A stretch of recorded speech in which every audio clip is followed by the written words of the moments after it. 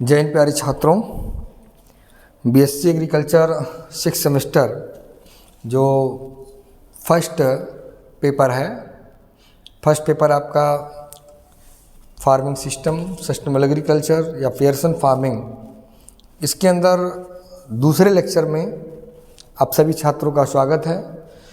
पहले लेक्चर में टिकाऊ खेती के बारे में पूरा बता दिए थे, फार्मिंग सिस्टम के बारे में बता दिए थे। अब आपको सेकेंड लेक्चर में देखना है कि सस्टेनेबल एग्रीकल्चर क्या है। इसको हिंदी में बेटा कहते हैं टिकाऊ खेती, टिकाऊ खेती, सस्टेनेबल एग्रीकल्चर। टिकाऊ खेती मुझे क्यों पढ़ने की आवश्यकता हुई, टिकाऊ खेती क्या है? वैसे शब्द से ही स्पष्ट है कि टिकाऊ खेती किसे कहते हैं। हम जानते हैं कि जो आधुनिकतम फसलोत्पादन की जो प्रवृत्ति है, जिससे हमको उपज तो बहुत पर्याप्त मात्रा में मिल रहा है, लेकिन उपज तो दिन प्रतिदिन बढ़ रहा है, क्योंकि एक से एक हाइब्रिड सीड आ गए हैं, खरपतवार को नष्ट करने की अच्छी से अच्छी दवाएं आ गई हैं, रोगों को कंट्रोल करने के लिए दवाएं हैं, कीटों को कंट्रोल करने के लिए दवाएं हैं, प्राकृतिक आपदाओं को भी कंट्रोल करने के कई सारे ऐसे आधुनिकतम तकनीक आ चुके हैं, जिसे हम प्रोटेक्टेड कल्टीवेशन के रूप में, संरक्षित खेती के रूप में भी करते हैं।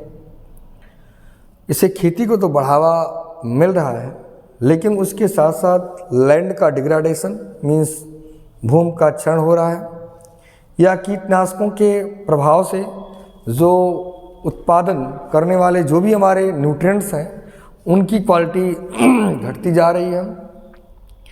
पर्यावरण हमारा प्रदूषित हो रहा है, जल प्रदूषण, वायु प्रदूषण की समस्याएं निरंतर आ रही है। जो भी हमारे प्राकृतिक संसाधन हैं वो क्षीण हो रहे हैं बहुत कम। इस वजह से भी प्राकृतिक आपदाएं बहुत ज़्यादा आ रही हैं। जो प्रकृति की गुणवत्ता कह सकते हैं वो भी लगभग खराब हो रही है। तो इस तरीके से बड़ी बड़ी समस्याएं ये आधुनिकतम खेती में आ रही हैं। अगर बात की जाए कि टिकाऊ खेती की परिभाषा, तो इसको कई शब्दों में आप लिख सकते हैं। एक शब्द आप यहाँ पर एक नया डिफिनीशन या अच्छा डिफिनीशन आप कह सकते हैं कि टिकाऊ कृषि वह है जो वर्तमान में या वर्तमान पीढ़ी की आवश्यकताओं की पूर्ति कर सके और भविष्य की आने वाली पीढ़ियों के लिए भी अच्छा कुछ बचा के रखे, मतलब उसको बिना खतरे में डाले और अच्छा उत्पादन कर सके, उसी को हम टिकाऊ खेती कहते हैं। मतलब जो वर्तमान पीढ़ी है इसको अच्छा और स्वस्थ खाना मिल सके, लेकिन आने वाली पीढ़ी को हम गर्त में ना डालें, उसको बर्बाद ना करें, उसको हम खतरे में ना डालें। तो ये हमारा क्या होता है, टिकाऊ खेती होता है।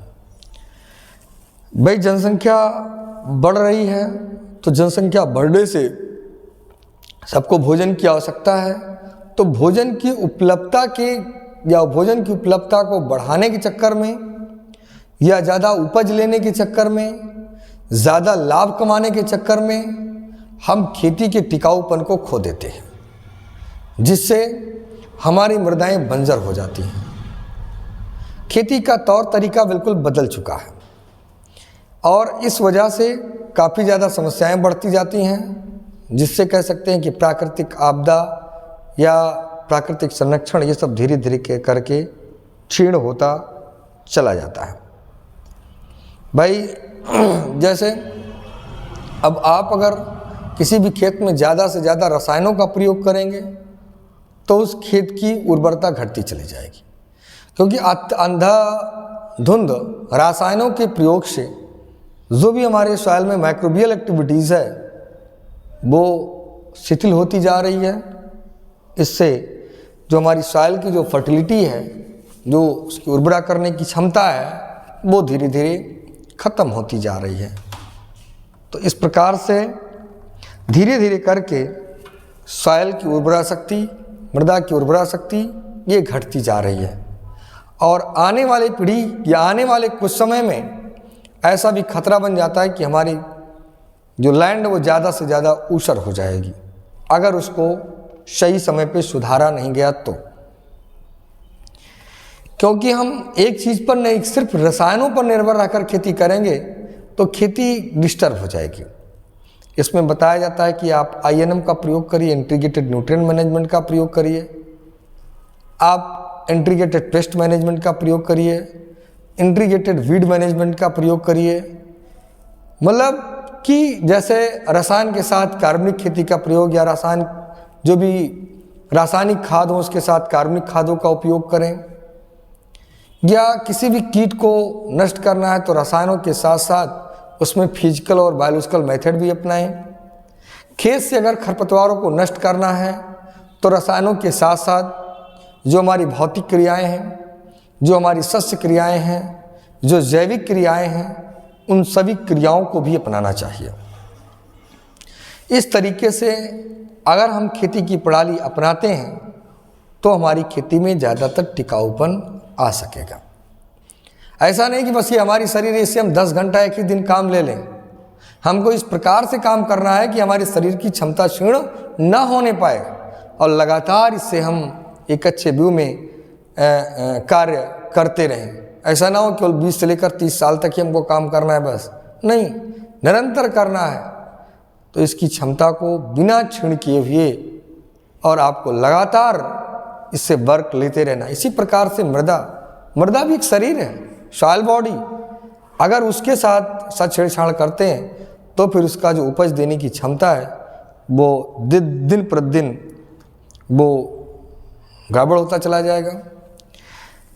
उसके बाद में जो खेती की प्रणाली थी कि हम खेती के साथ अन्य व्यवसाय जैसे पशुपालन करते थे, मछली पालन करते थे, सुअर पालन, भेड़ पालन, बकरी पालन, ये सारी चीज़ें होती थी। तो इससे भी खेतों में एक इकोसिस्टम बना रहता था। ये चीज़ छीड़ हो गया। पहले किसान केवल ऑर्गेनिक फार्मिंग करता था तो इनऑर्गेनिक फार्मिंग भी ख़त्म हो गया। अब ऑर्गेनिक फार्मिंग का सिस्टम बहुत कम, धीरे धीरे अब अडाप्ट कर रहे हैं, लेकिन अभी समय लगेगा। कार्बनिक खेती को भी कम कर दिया आधुनिकतम खेती में। तो कार्बनिक खेती या आप कह सकते हैं कि जो प्राकृतिक खेती है, परंपरागत खेती है, इन सब पर भी हमको काफ़ी ज़्यादा अपना विश्वास जमाना पड़ेगा और खेती की प्रणाली को भी वापस लाना होगा। ये भी ज़रूरी है, तभी तो टिकाऊपन बन पाएगा। तो ये सब है बेटा कि टिकाऊपन खेती में कैसे आए। तो इस सब का अगर हम कार्बनिक खेती करेंगे, प्राकृतिक खेती करेंगे, प्राकृतिक जो भी हमारे संसाधन है उसका एक संतुलित रूप में हम उपयोग करेंगे, तभी हम उसमें टिकाऊपन या अस्थायित्व ला सकते हैं। नहीं तो फिर उसका धीरे धीरे करके जो सस्टेनेबिलिटी है वो छीड़ हो जाएगी और वो खराब हो सकता है। हम बात करेंगे अगर टिकाऊ खेती को प्रभावित करने वाले कारक कौन से हैं। हो सकता है क्वेश्चन पूछ ले कि टिकाऊ खेती को प्रभावित करने वाले कारक कौन से हैं। इसके बारे में अगर बात कर लें कि कौन कौन से कारक इसको प्रभावित कर रहे हैं, जैसे सस्टेनेबिलिटी ऑफ टेक्नोलॉजी। अगर प्रौद्योगिकी की उपयुक्तता, तो जैसे जैसे कृषि प्रौद्योगिकी को किसानों को देने के पूर्व उस क्षेत्र के विशेष सामाजिक बुनियादी जो भी स्थिति है उसके अनुकूल होना चाहिए। अगर उसके अनुकूल तकनीक है तब तो काफ़ी ज़्यादा उसमें स्थायित्व आएगा, लेकिन अगर प्रतिकूल हो गया तो उससे हमारी खेती का जो स्थायित्व है वो ख़त्म हो सकता है। आगे है कि भौतिक स्थायित्व, जो फिजिकल स्टेबिलिटी हो सकती है इसकी, कि भौतिक स्थायित्व क्या होगा। इसमें किसी भी नई प्रौद्योगिकी को अपनाने के पूर्व यह अध्ययन कर लेना चाहिए कि वो रचनात्मक आयाम कितना उस विशेष क्षेत्र के लिए लाभकारी है कि नहीं लाभकारी है। इसको भी, क्योंकि हर जगह हर क्षेत्र की स्थिति अलग अलग है, क्लाइमेटिक कंडीशन अलग है, सॉइल की क्वालिटी अलग है, हर क्षेत्र में मांग भी अलग अलग है। तो इस तरीके से इस क्षेत्र के लिए क्या वो सही है कि नहीं सही है, इसको ध्यान में रखकर करना चाहिए। वहाँ पर आर्थिक दृष्टिकोण क्या है, अगर आर्थिक दृष्टिकोण वहाँ पर स्थिति ध्यान में अगर रख कर के उसको विकसित किया जाता है तो इस तरीके से भी लोकप्रियता किसानों का एक अच्छा बढ़ सकता है, तभी तो हो पाएगा। पर्यावरण के प्रति अनुकूलता, वो यह भी ध्यान देना है कि उस क्षेत्र में ऐसा तो नहीं कि पर्यावरण के प्रतिकूल कोई कार्य कर रहे हैं। भाई जैसे कह सकते हैं कि नई टेक्नोलॉजी, जैसे ग्रीन हाउस हम लगा रहे हैं, अब इससे तो फसल तो अच्छा हो रहा है, लेकिन इसका प्रभाव हमारे वातावरण पे पड़ रहा है, तो उसको भी ध्यान में रखना है कि हमारा जो वातावरण है, जो पर्यावरण है, वो प्रभावित ना होने पाए। अगला, संसाधनों के उपयोग की क्षमता। हम अधिक उत्पादन लेने के लिए जो भी हमारे प्राकृतिक संसाधन है उसका भरपूर उपयोग करते हैं। भाई जैसे सिंचाई के लिए पानी की आवश्यकता होती है, अब वो हमारा क्या एक नेचुरल रिसोर्स है, उससे हम उसका भरपूर उपयोग करते हैं।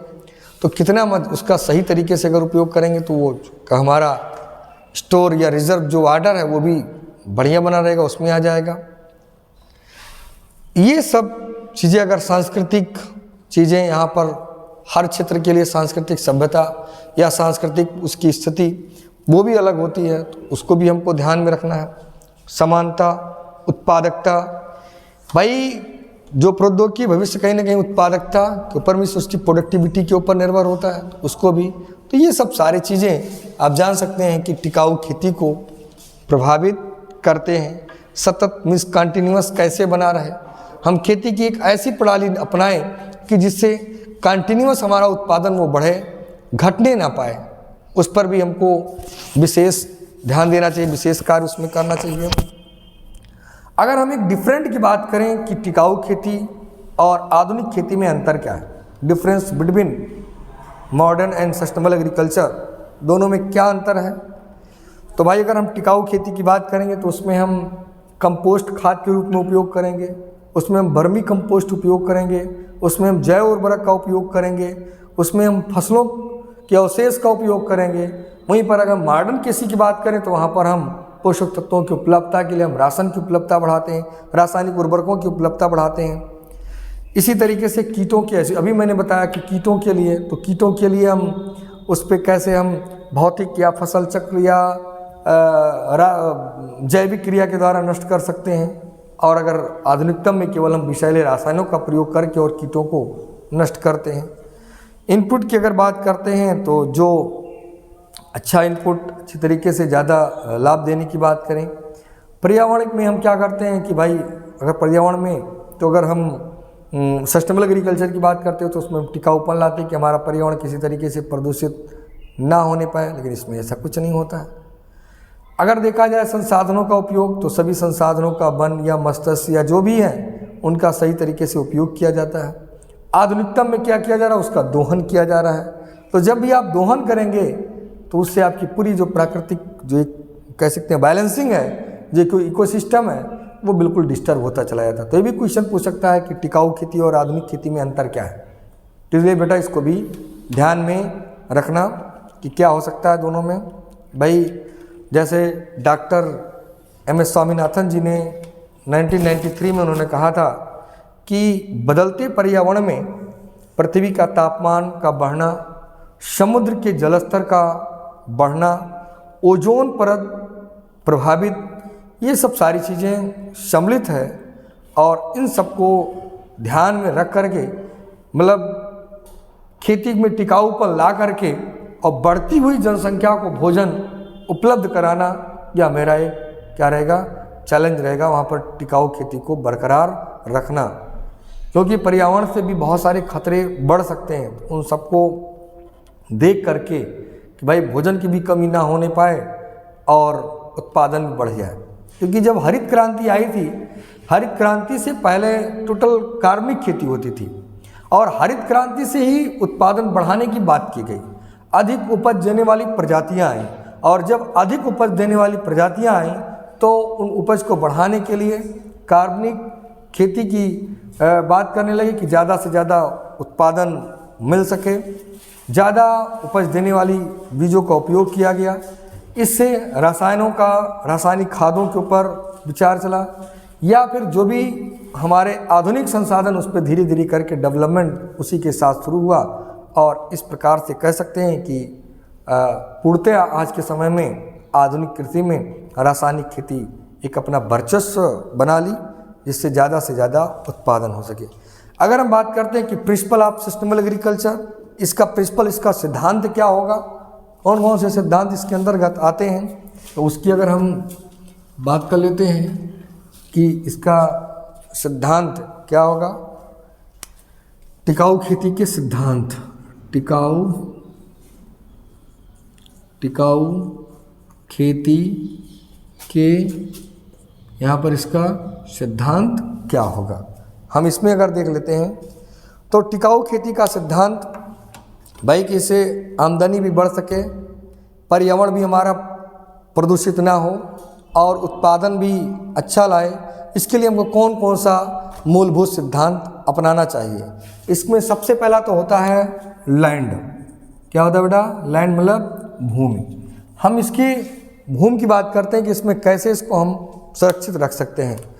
मीन्स भूमि संरक्षण करके भूमि सुधार करके और इस प्रकार से क्षेत्रों में बांट करके और अच्छे उसकी लैंड की निगरानी करके, उसके समतलीकरण करके, उसकी उर्वरता को बनाए रख करके और जो भी उसमें अनियमितता हो उन सबको दूर करके और हमको उत्पादन बढ़ाना चाहिए। एक तो ये भी है कि सस्टेनेबल एग्रीकल्चर के लिए, टिकाऊ खेती के लिए कि हम ऊबड़ खाबड़ जो भी इधर उधर बंजर या ऊसर भूमि पड़ी उन सब भूमियों को अच्छे तरीके से सुधारना चाहिए। अगला होता है वाटर की बात करते हैं। वाटर, इसका कि जल इसमें कैसे कर सकता है, तो जल हम जानते हैं कि सतह में उपस्थित जल संसाधन टिकाऊ खेती के लिए पानी समुचित उपयोग किए जाते हैं। जैसे जो जल का बहाव है उसका निरंतर क्षमता बढ़ाना चाहिए कि जिससे ज़्यादा वाटर हमारा क्या हो, रिजर्व हो सके, जल हमारा स्टोर हो सके। वर्षा का पानी वो हमारा बहे ना, उस क्षेत्र में तालाब या झील के माध्यम से रुके, ये नहीं कि बह करके वो समुद्रों में चला जाए, उस पानी का लॉस ना होने पाए। हमको उस पानी को बचाना चाहिए। जो भी खेती में अनावश्यक पानी लॉस होता है, पता लगता है कि पानी भरपूर है तो बहाव सिंचाई कर रहे हैं, उससे पूर्णतया वो लॉस होता चला जाए, तो हमको एक इफेक्टिव जो आज के समय के लिए जैसे ड्रिप इरिगेशन, स्प्रिंकलर इरिगेशन, ऐसे सिस्टम को अपनाना चाहिए कि उस फसल को जितना पानी की आवश्यकता है सिर्फ उतना ही पानी दिया जाए और अधिक पानी उसमें देने का प्रावधान ना हो। जो भी बारिश का पानी उसको संरक्षण करने की बात की जाए, उस लॉस ना होने पाए। इन बिंदुओं पर भी ध्यान देना चाहिए। न्यूट्रिशन मतलब कि अधिक उपज प्राप्त करने के लिए मृदा में संतुलित पोषक तत्वों की आवश्यकता होती है। अगर संतुलित पोषक तत्व मृदा में नहीं है तो उपज नहीं हो सकता अच्छा। तो उसके करने के लिए, बढ़ाने के लिए लगातार आप क्या करते हैं कि अकार्बनिक खादों का लगातार उपयोग कर रहे हैं, इससे मृदा का बैलेंस खराब हो जाता है। तो अधिक उपज लेने के लिए और मृदा में उसका विषैला प्रभाव पड़ता जा रहा है, तो इसमें आपको क्या करना कि कार्बनिक और अकार्बनिक दोनों प्रकार के पोषक तत्वों को उपयोग करना चाहिए। इनमें रासायनिक खादों के साथ कंपोस्ट, गोबर की खाद, वर्मी कंपोस्ट, इस सब का भी लगातार उपयोग करना चाहिए, जिससे हमारे खेत की जो एक कह सकते हैं सस्टेनेबिलिटी है वो बना रहे। तो इसलिए हम पोषक तत्वों पर भी यहाँ पर विशेष ध्यान देना चाहिए कि जिससे उसका जो न्यूट्रिशन है वो अच्छी तरीके से बना रहे, न्यूट्रिएंट को आसानी से प्राप्त की जा सके। अगली बात करते हैं ऊर्जा। अगला चीज़ क्या हो जाएगा बेटा? ऊर्जा मीन्स इंग्लिश में क्या बोलते हैं? एनर्जी। इस पर कैसे कार्य करेंगे? तो एनर्जी के लिए जो भी हमारे गैर परंपरागत ऊर्जा उसका सही तरीके से, समुचित तरीके से उपयोग करें, जिसका उसका लॉस ना होने पाए। जितनी मात्रा में आवश्यकता हो उतनी ही मात्रा में हम ऊर्जा के रूप में उसका उपयोग करें। अनावश्यक चीज़ों का उपयोग ना करें। मतलब जैसे आप एक घर में एक्स्ट्रा बल्ब जला रहे हैं, अब एक एक्स्ट्रा बल्ब जला रहे हैं, इस सब सोचेंगे कि हमारा क्या लॉस हो जाएगा, भाई बिजली बिल तो आ ही रहा है, इसका मतलब हमको बिल देना नहीं। जो हमारे प्राकृतिक, भाई बिजली कैसे बनेगा? कहीं ना कहीं कोई प्राकृतिक स्रोतों का गठन करके ही बनेगा, उसको लॉस करके, चाहे वो कोयला से बने, चाहे वो पानी से बने, चाहे जो चीज़, उसको लॉस करके ही बनेगा। तो उसको हमको क्या करना है? बना करके रखना है। और जेनेटिक वेरिएबिलिटी मतलब फसलों को आनुवंशिक तरीके से टिकाऊपन लाने के लिए जो भी हमारी पुरानी परंपरागत जो बीज की जो क्वालिटी थी उसको हमको बना करके रखना है, उसको हमको संभाल करके रखना है, जिससे उसकी प्रोडक्शन में सस्टेनेबिलिटी एक बनी रहे, उसका टिकाऊपन बना रहे। इसको भी जो भी हमारी खेती की प्रणाली है, एग्रीकल्चर जो सिस्टम है, उस सिस्टम को भी सही करना चाहिए। ये भी आपका आता है कि जिससे भूमि, श्रम, मशीनरी और जो भी है सबका उपयोग अच्छे ढंग से हो सके और उत्पादन भी हमारा अच्छा हो। तो इस तरीके से एग्रीकल्चर जो सिस्टम है उसको बना के रखना चाहिए। प्लांट प्रोटेक्शन मेजर्स, जो भी फसल सुरक्षा करने का जो भी आप उपाय अपना रहे हैं उसको भी अच्छा करना चाहिए। उस उपाय को भी आप ढंग से अपनाएंगे तो अगर उस उपाय को आप ठीक से अपनाते हैं तो इससे भी सस्टेनेबिलिटी अच्छी तरीके से उसमें बनी रहेगी। मीन्स प्लांट प्रोटेक्शन के लिए केवल हम रसायनों का उपयोग ना करें, रसायनों के साथ साथ भौतिक और जैविक विधियों का भी उपयोग करें, तो इससे भी बन सकता है। ये भी एक आप इसका प्रिंसिपल। पोस्ट हार्वेस्ट टेक्नोलॉजी, जो कटाई के बाद जो हमारा फसलों का जो रेसिड्यूस होता है उसको हम जो रेसिड्यूस होता है उस रेसिड्यूस को हम फेंकें ना, उसको हम पुनः खेत में वापस कर दें, चाहे उसका हम कार्बनिक खाद के रूप में और चाहे उसको हम पशुओं को चारे के रूप में खिला करके जो पशुओं का गोबर हो रहा है उसको हम खेत में वापस कर दें। लेकिन उसके अवशेष भाग को आप बिल्कुल अगर वापस खेत में कर देते तो उस खेत की स्टेबिलिटी अच्छी तरीके से बनी रहेगी। ये भी इसके लिए एक महत्वपूर्ण भाग होता है। अगला होता है कि कंपोनेंट ऑफ सस्टेनेबल एग्रीकल्चर, मतलब टिकाऊ खेती के घटक कौन कौन से हैं, इसको भी जान लीजिए बेटा कि टिकाऊ खेती के कौन कौन से घटक हैं। टिकाऊ खेती के घटक, कंपोनेंट ऑफ सस्टेनेबल एग्रीकल्चर। तो इसमें क्या है कि खाद्यान्नों एवं कृषि पदार्थों के आवश्यक मात्रा में उत्पादन करना, या फिर खेत में जुताई के लिए ट्रैक्टर या जो भी उपकरण है इन सब का अच्छी तरीके से उपयोग करना चाहिए। रासायनिक कीटनाशकों या जो भी खरपतवार नाशकों, इसका कम से कम उपयोग करें, इसका कम से कम उपयोग करें। जो भी हमारे नई टेक्नोलॉजी है उसका अंधाधुंध उपयोग या कह सकते हैं कि मिसयूज ना करें, कम से कम की बात की जा रही है। जो भी हमारे खेती के जो आवश्यक उत्पादन करने वाले जो भी कंपोनेंट हैं उसका एक सही तरीके से उपयोग करें। जैसे मैंने अभी बार बार मैं कह रहा हूँ कि आप इसके लिए INM का उपयोग करें, इंटीग्रेटेड न्यूट्रिएंट मैनेजमेंट, मतलब इंटीग्रेटेड न्यूट्रिएंट मैनेजमेंट में इस तरीके से हम प्रयोग करें खादों का जिससे हमारे उत्पादन में भी कोई कमी ना आए और हमारा अच्छे से उत्पादन भी होता रहे और ज़्यादा से ज़्यादा किसानों को लाभ मिले। इसके लिए क्या करना, INM के लिए INM में 2 पॉइंट इसमें विशेष आपको, जैसे ऑर्गेनिक और दूसरा चीज़ है जो आपका जो केमिकल फर्टिलाइजर्स है, दोनों का सही तरीके से उपयोग करें। ये आप कर सकते हैं। IWM मीन्स इंटीग्रेटेड बीज मैनेजमेंट, इसमें आप शस्य क्रिया के द्वारा भी जुताई गुड़ाई करके नष्ट कर दें, भौतिक क्रिया के द्वारा खरपतवारों को नष्ट कर दें, रसायनों का भी थोड़ा मात्रा में उपयोग करें। अगर सब तरीके से करते हैं तो ये भी आपका इसका एक कंपोनेंट बन सकता है। हम टोटली इम्प्लीमेंट्स का प्रयोग ना करें, उसके साथ कुछ टोटली इम्प्लीमेंट्स का नहीं, उससे हम जो भी हमारे देसी आयाम है उनका भी अच्छे तरीके से उपयोग करते रहें। तो ये चीज़ भी होता है। अगला प्रॉब्लम ऑफ मॉडर्न एग्रीकल्चर, जो आज हम मॉडर्न एग्रीकल्चर आधुनिक खेती कर रहे हैं उसमें क्या प्रॉब्लम, समस्याएं क्या क्या आती हैं। जैसे लगातार प्रदूषण बढ़ रहा है जिससे ओजोन लेयर प्रभावित हो रहा है, या लगातार आप इम्प्लीमेंट्स का उपयोग करते हैं इससे CO2 निकल रहा है तो कार्बन डाइऑक्साइड की मात्रा बढ़ती चला है। लैंड डिग्रेडेशन, आपकी भूमि दिन प्रतिदिन क्या हो रही है, खराब होती जा रही है, उसकी उपज करने की, उत्पादन देने की क्षमता भी कम होती जा रही है।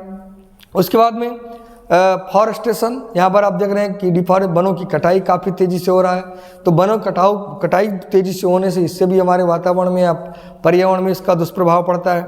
तो इस प्रकार से दोषपूर्ण तरीके से खेती करना, खेती का भी अंधाधुंध या दोषपूर्ण तरीके से करते, इसका भी एक कह सकते हैं कि हानिकारक प्रभाव इसमें हो सकता है। तो ये सब इसके हो सकते हैं। तो मैनेजमेंट प्रैक्टिसेस कैसे करेंगे, कैसे इसका हम एक प्रबंध कर सकते हैं, इसका मैनेजमेंट क्या होगा, इसके बारे में थोड़ा सा हम लोग जान लेते हैं कि मैनेजमेंट इसका हम कैसे कर सकते हैं, प्रबंधन कैसे हम इसका टिकाऊ खेती के लिए करेंगे।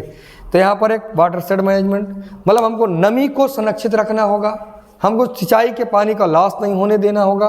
उसके बाद में फिर ज़मीन का या पूरे नमी का अच्छे तरीके से उपयोग करना होगा, या जो भी जेनेटिक रिसोर्स हैं उनको बचा कर रखना होगा कि जिससे लॉस ना होने पाए। जो भी टिलेज भूपरिष्करण की क्रिया है, तो भूपरिष्करण की क्रिया इस प्रकार से हम करें कि जिससे खरपतवार का नियंत्रण हो सके और जीवाणु कह सकते हैं कि डिकम्पोजिशन हो सके, ये सब भी कर सकते हैं। न्यूट्रिशन मैनेजमेंट, सही तरीके से खाद्य पदार्थों का उपयोग कर सकते हैं।